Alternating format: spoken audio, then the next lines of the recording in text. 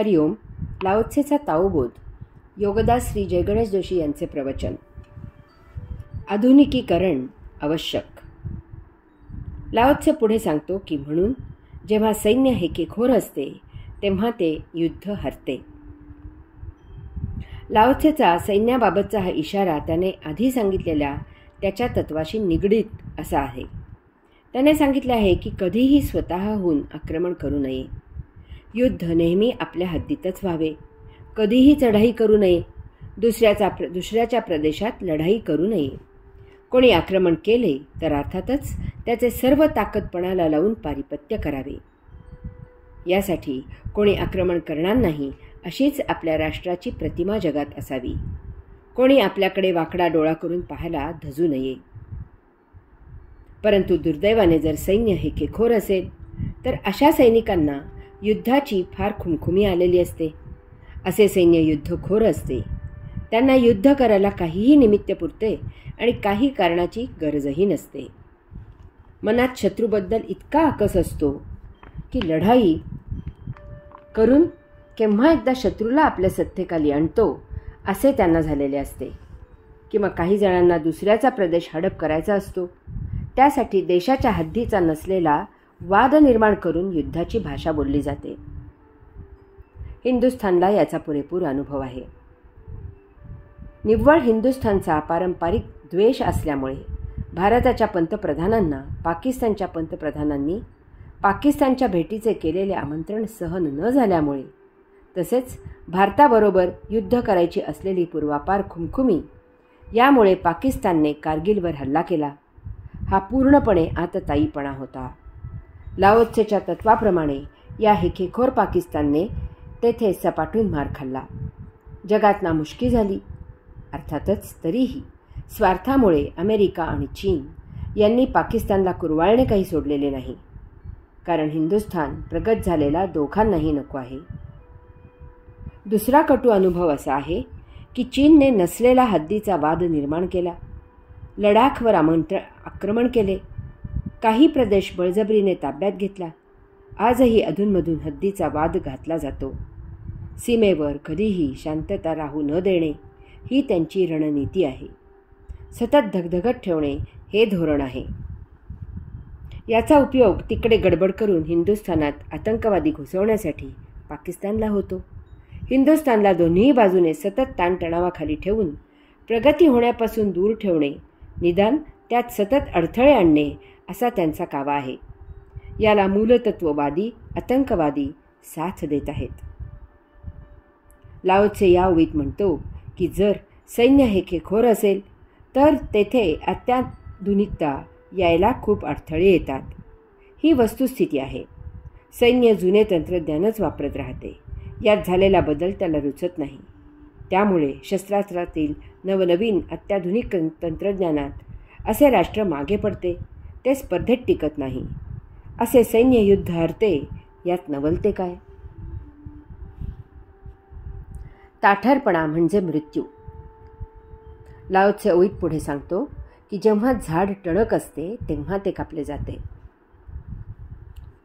Laozi या ओवीत उपदेश करत आहे की ताठरपणा सोडा, मृदू व्हा, टणक राहू नका, लवचिक व्हा.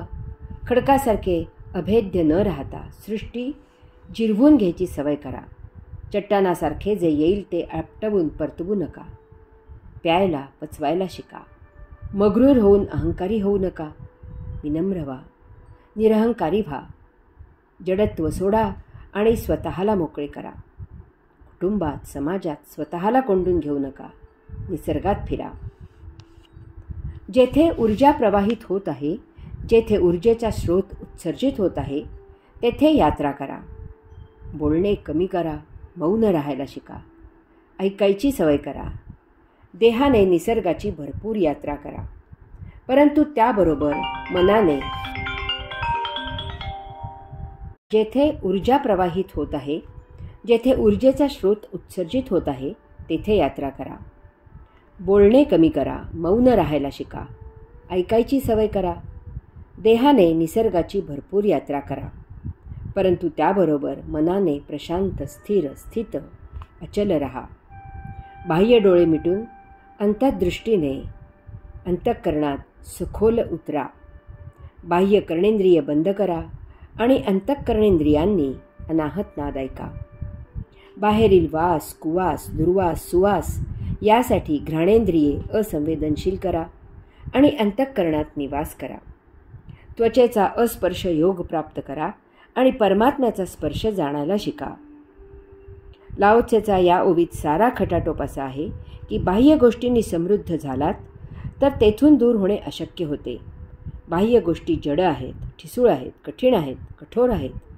त्यावर फटका बसला की त्या गोष्टी तो फटका जिरवू शकत नाहीत.